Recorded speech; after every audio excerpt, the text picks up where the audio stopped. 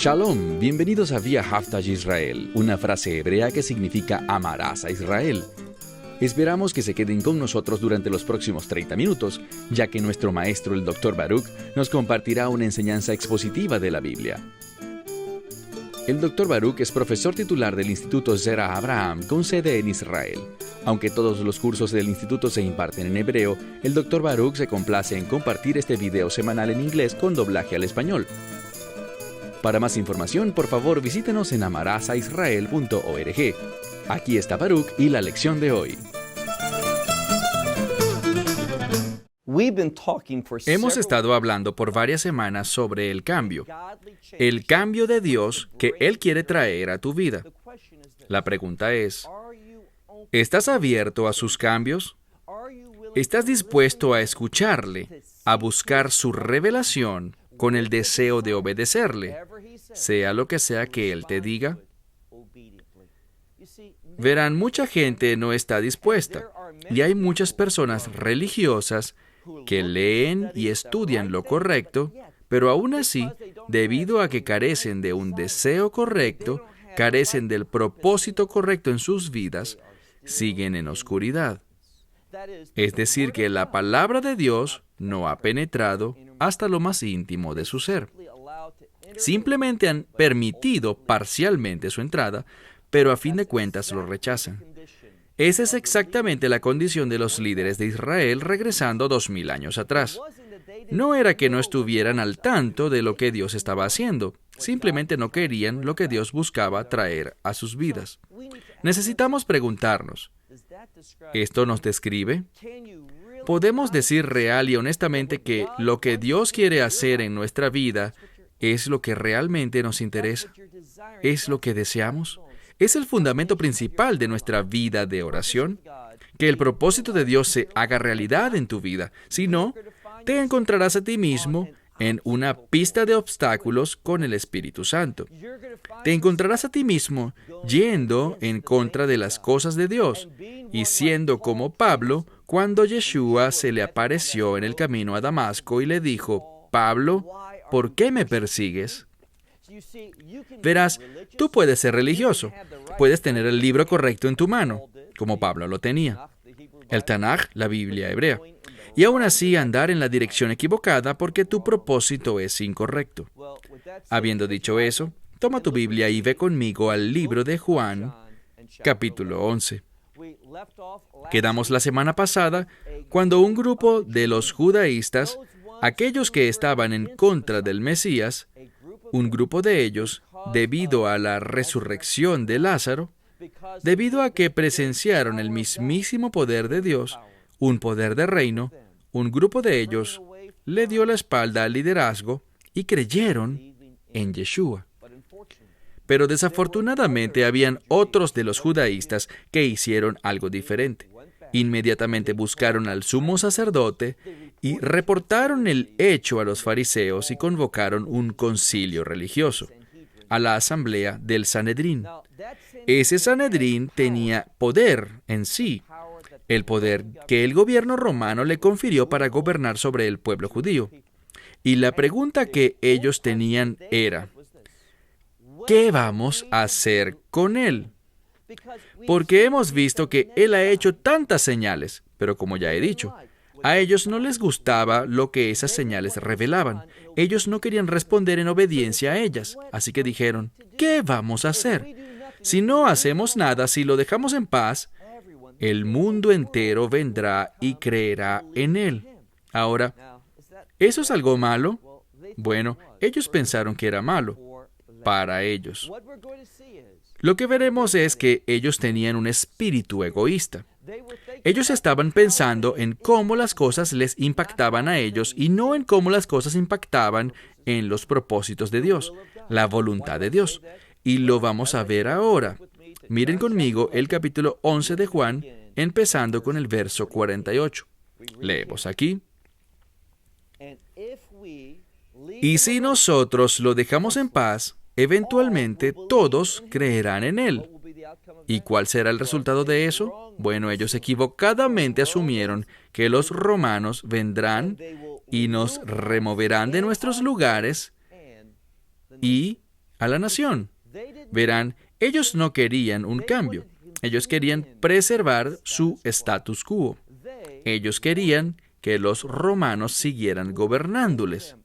¿Por qué? Porque los romanos les dieron a ellos sus posiciones. Además, los romanos permitieron que Israel como nación siguiera existiendo. Entonces ellos razonaban, si nos volvemos a Él, Él traerá un cambio, y ese cambio nos sacará de nuestros lugares, fuera de nuestro liderazgo. Pero este es el problema. Si observamos al judaísmo, ellos enseñan que hay poder en el Sanedrín. Y lo que quiera que ellos decidan, Dios lo acatará. ¿No es esta una horrible manera de pensar? No está basada en la verdad.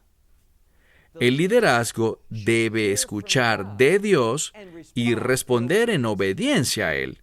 Pero eso no es lo que encontramos del Sanedrín. El Sanedrín toma una decisión y ellos creen que sus decisiones obligan a Dios a responder a ellas. ¿Quién es Dios realmente según esa forma de pensar? Ellos mismos. Y los romanos apoyaban esto, por lo cual ellos no deseaban un cambio. Entonces, ellos vieron un problema. Si la gente lo recibía a él y él se convertía en su líder, ellos no lo serían más. Y por tanto, los romanos vendrán y quitarán nuestra posición, nos removerán de nuestros cargos y en última instancia, la nación no será la nación que tenemos hoy.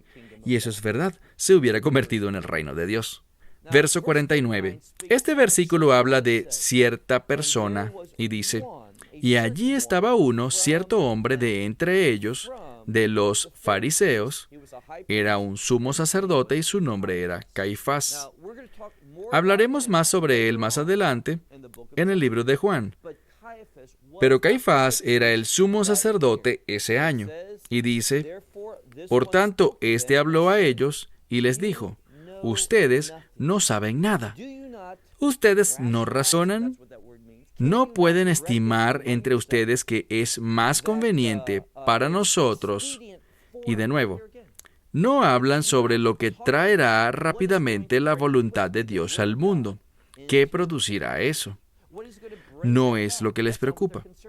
Él dice, ¿no razonan adecuadamente que es más conveniente para nosotros que un hombre muera por el pueblo y no que perezca la multitud entera, la nación entera? Ahora noten lo que dice. Porque esto lo dijo no de su propia cuenta, no habló por sí mismo, sino que debido a que era el sumo sacerdote ese año, él profetizó con respecto al tipo de muerte que el Mesías estaba por atravesar. Y esto es lo que necesitamos observar. Él es el sumo sacerdote. Él tiene una unción. Y por tanto, esta unción le causa profetizar. Lo que él dijo es verdad. Pero él no entendió esta verdad desde la perspectiva correcta. Él lo estaba diciendo desde una perspectiva terrenal. Ahí era donde estaba su mente. Saben, si nosotros matamos a este tal Yeshua, será más conveniente para nosotros, será mejor, porque si no lo hacemos, la nación entera morirá. Es mejor que un solo hombre muera por la gente y no toda la gente. Bueno, eso es verdad, si tienes la perspectiva correcta. El Mesías, en efecto, iba a morir por el pueblo.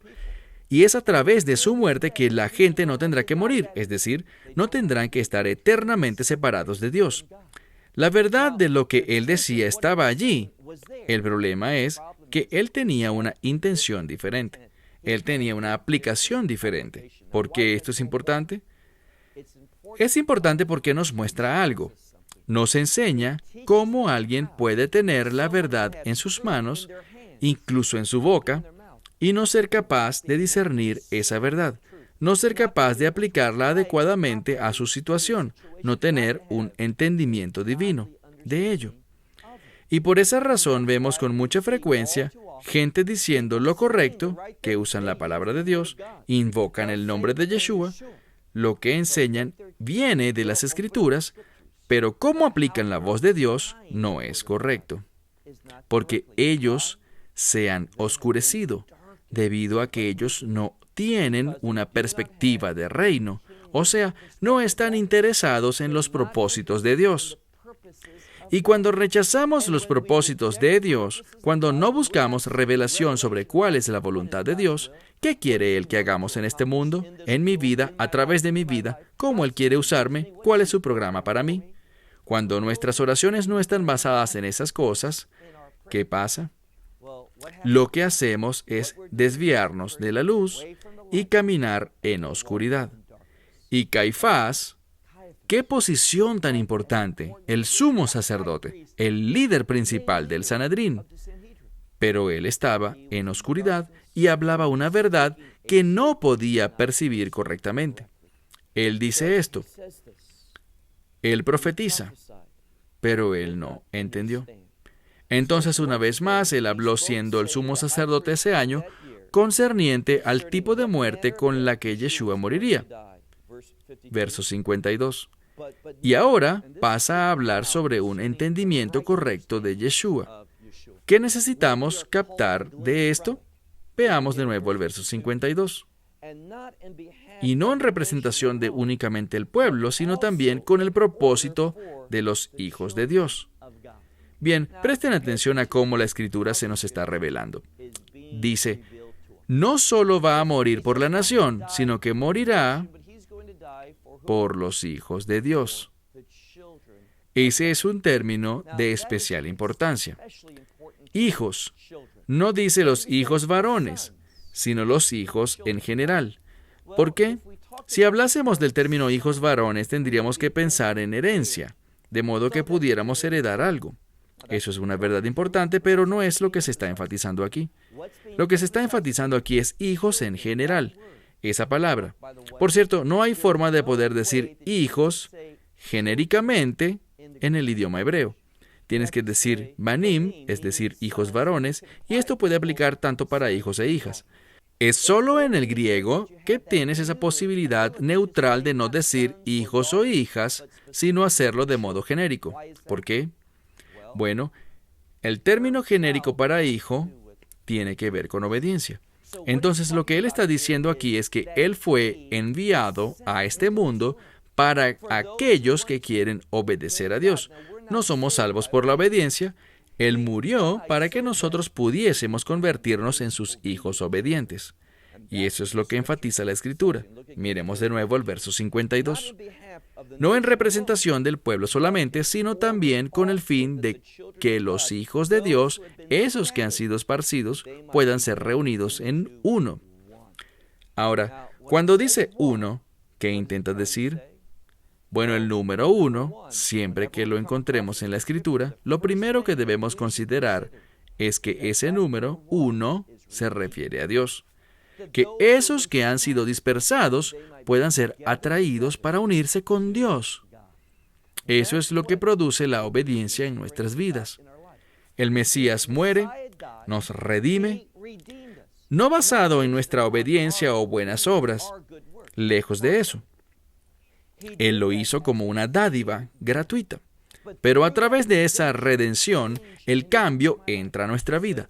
Dije hace algunas semanas que la razón principal por la que debes venir a la fe en el Mesías es porque tú quieres dejar el pecado, que no quieres que el pecado sea parte de tu vida. Y tú sabes que en tu propia habilidad, sin importar cuánto lo intentes, sin importar cuánto ores por eso, no serás capaz de apartarte del pecado por ti mismo. Es solo cuando entras en una relación de pacto con Dios, es solo cuando tú te conviertes en un recipiente del Espíritu Santo. Nota ese término, Espíritu Santo. La palabra santo tiene que ver con los propósitos de Dios. Espíritu se relaciona con orden. Él es el tercer miembro de la Trinidad y Él tiene un propósito. Su propósito es traer el orden de Dios a tu vida, de modo que tú puedas demostrar los propósitos de Dios. De eso se trata la frase, hijos de Dios.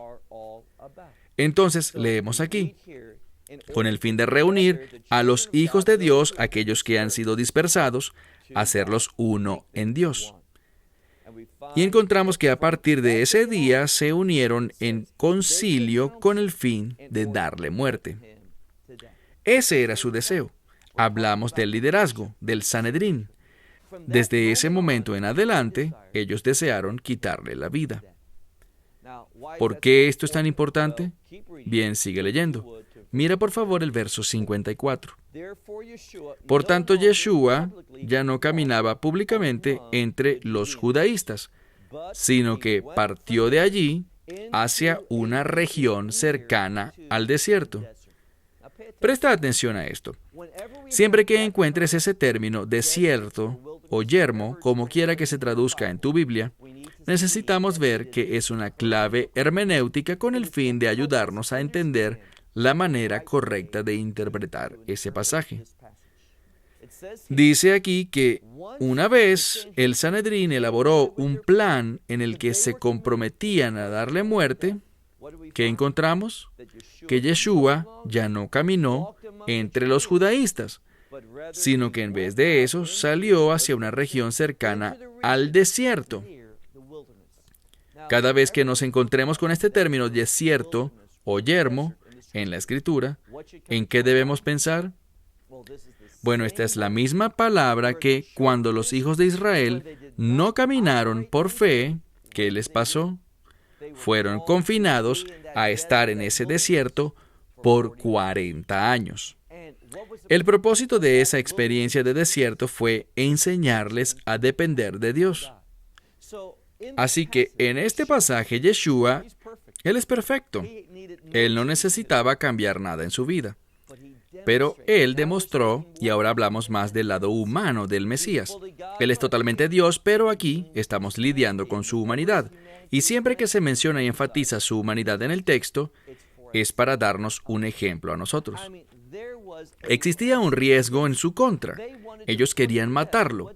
Y lo que Él hizo no fue por accidente. Leemos aquí que Él se fue al desierto, un lugar simbólico para la dependencia de Dios. Confiar en Dios, descansar en Él. Es un ejemplo para nosotros. Así que Él se va, una vez más, verso 54. Por tanto, Yeshua ya no caminó más públicamente entre los judaístas, sino que se fue de ahí a una región cercana al desierto, a Efraín. Ahora, Efraín es otro término importante en la Biblia. Sabemos que Efraín, cuando es enfatizado en la Escritura, es cuando Jacob, o sea Jacob, estando cercano a su muerte, hizo su mayor esfuerzo, se apoyó en su bastón y en su último momento bendijo a los hijos de José. Ahora, el término Efraín viene de una palabra hebrea que significa básicamente muy fructífero, hacerse fructífero. Entonces, ¿qué debemos extraer de esto? ¿Cuál es el mensaje para nosotros? En los tiempos en los que te sientas bajo ataque, la razón por la que estás siendo atacado es porque hay un gran potencial que Dios quiere cumplir en tu vida. Verás, Satanás no sufre amnesia. Él sabe muchas cosas. Él es espiritualmente sensitivo ante las cosas de Dios. El problema con él es que se mueve en contra de todo esto. Así que cuando él siente que Dios va a moverse en tu vida, que sus propósitos serán cumplidos por ti, Satanás viene en tu contra. ¿Qué debes hacer? No temer, no flaquear, no alarmarte por la situación cuando estás bajo ataque, cuando hay riesgo y peligro a tu alrededor. ¿Qué hizo Yeshua? Se fue al desierto. Se posicionó a sí mismo en el desierto. Esto significa confiar, depender, apoyarse en su Padre Celestial. No por accidente dice aquí que es muy cercano al lugar. Vean el verso 54, segunda mitad. A Efraín, así se llama la ciudad. ¿Por qué estaba allí? Porque Efraín significa fructífero. Quiere decir hacerse fructífero. Es en esos tiempos cuando Satanás se mueve en contra nuestra, cuando nos sentimos extremadamente vulnerables. Si hacemos algo, ¿qué será? Si dependemos de nuestro Padre Celestial, si confiamos en Él, si descansamos en Él, Él nos moverá a un lugar de fructificación. Por eso es que estamos bajo ataque, porque Satanás conoce nuestro gran potencial. Entonces dice aquí que Él permaneció allí con sus discípulos. verso 55. Aquí es cuando se pone interesante. Verán, el tiempo es muy importante. Ya hemos visto que el Mesías ha hablado de la hora, que hay 12 horas en un día, y también sabemos que su hora se está acercando.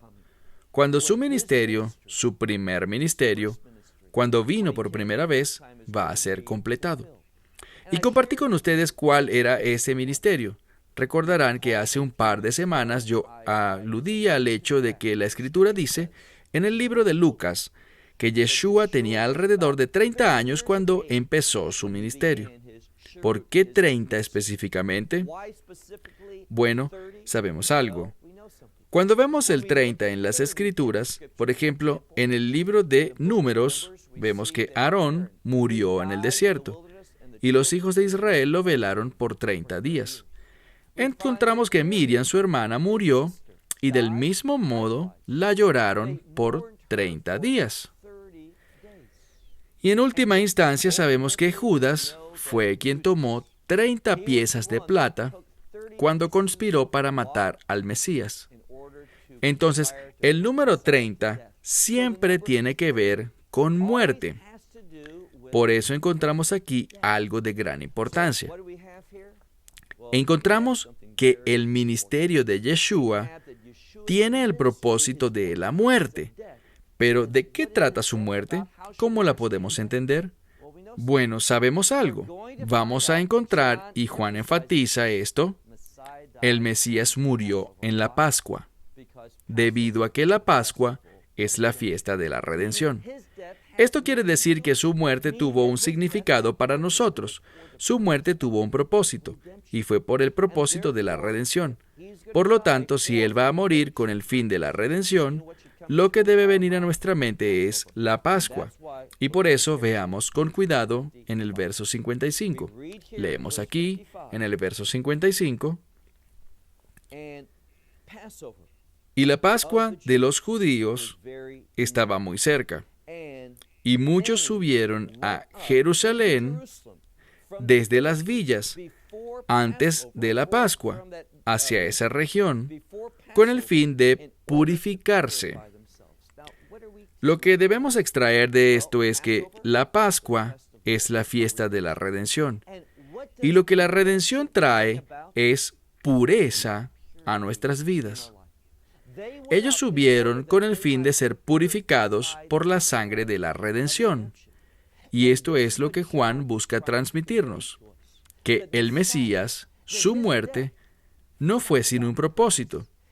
Su muerte no era un final, no se trató de llanto y tristeza, sino que su muerte significó redención, para purificar a los pecadores y posicionarnos ¿dónde? Bueno, ¿qué hizo la Pascua por los hijos de Israel? Los puso en una travesía hacia la tierra prometida. Y la lección de eso es que cuando recibimos al Mesías Yeshua en nuestra vida, una travesía comienza. Hemos sido purificados no para entrar en la tierra prometida, sino a las promesas de Dios, tanto las promesas para esta era y en última instancia las promesas que recibiremos en el reino de Dios. La Pascua es tan fundamental, pero me resulta tan desalentador que cuando llega ese tiempo del año en la primavera, en vez de enfocarnos en la verdad de la Pascua, entendiendo lo que dice la Torá sobre esta fiesta, este periodo de tiempo del día 14 de Nisan y los 7 días que le siguen y la observación bíblica de este periodo de tiempo, en vez de eso, ¿en qué piensa el mundo? Y esto ha sido adoptado por la Iglesia. Cosas estúpidas como la búsqueda de huevos de Pascua y conejitos y cosas que hablan de fertilidad enfatizando la primavera, en vez de enfatizar esta nueva temporada de redención en la que se supone que debemos sumergirnos, que nuestras vidas deberían manifestar y al final que deberíamos ser los hijos de Dios. La redención conduce a la obediencia. Entonces, una vez más, miremos de nuevo el verso 55. Dice, y la Pascua de los judíos estaba cerca, y muchos subieron a Jerusalén de las regiones antes de la Pascua con el fin de purificarse a sí mismos. Por tanto, ellos buscaban a Yeshua en ese tiempo y se decían unos a otros en el templo, aquellos que estaban en el templo, ¿qué piensas tú sobre él? ¿Vendrá a la fiesta o no lo hará? Y noten el último verso, el verso 57. Leemos aquí. Pero el sumo sacerdote y los fariseos habían dado un mandamiento. Ahora déjame decirte, ellos no debían dar mandamientos. Antes ellos debían obedecer mandamientos. ¿Por qué lo digo? Cuando miramos la Torá, dice, no agreguen a estos ni quiten de estos. No se desvíen a la derecha ni a la izquierda, sino sean obedientes. ¿Qué hicieron ellos? Estos fariseos, estos líderes, vean al final de este capítulo 11, verso 57, dice, pero el sumo sacerdote y los fariseos dieron un mandamiento, según el cual cualquiera que supiera dónde él se encontrara, lo informara, con el fin de capturarlo. Aquí está el problema. Ellos no estaban pensando en la verdad de la Pascua. Ellos no estaban preocupados por prepararse a sí mismos. No dice que ellos se estaban purificando en preparación para la fiesta. No. A ellos solo les preocupaba una cosa: capturar al Mesías con un propósito, el de llevarlo a morir. Ahora, el Mesías vino a este mundo a morir, pero no crean que estos líderes estaban haciendo la voluntad de Dios por obediencia. Aquí está el ejemplo. ¿Recuerdan a Nabucodonosor? Él ascendió y trajo grandes problemas, destrucción, atrocidades sobre el pueblo judío cuando destruyó el primer templo. Dios usó eso, pero Él no recompensó a Nabucodonosor. Él no estaba actuando por obediencia, no estaba sirviendo a Dios, se estaba sirviendo a sí mismo. Y del mismo modo, estos líderes no estaban actuando en obediencia. Pero aquí está la verdad. Aún nuestra desobediencia puede desembocar en última instancia en el cumplimiento de los propósitos y planes de Dios, pero no tengan una conclusión equivocada. Mucha gente dice, si así son las cosas, yo puedo hacer cualquier cosa y la voluntad de Dios se cumplirá. Bueno, mira eso desde un punto de vista personal. Su voluntad será manifestada y cumplida, pero si tú eres desobediente, aun si Él use o acepte tu desobediencia como parte de su plan, tú no serás recompensado por eso. No recibirás sus bendiciones debido a eso, y es solo a través de una obediencia consciente que seremos bendecidos. Esperamos que te hayas beneficiado del mensaje de hoy y lo compartas con otros. Por favor, haz planes para unirte a nosotros cada semana en este momento y en este canal para otra transmisión de amarasaisrael.org. Nuevamente, para obtener más información sobre nosotros, visita nuestra web amarasaisrael.org, donde encontrarás muchas otras conferencias de Baruch en formato de video. Hasta la próxima semana. Que el Señor te bendiga en Yeshua HaMashiach, Jesús el Mesías, mientras caminas con Él. Shalom desde Israel.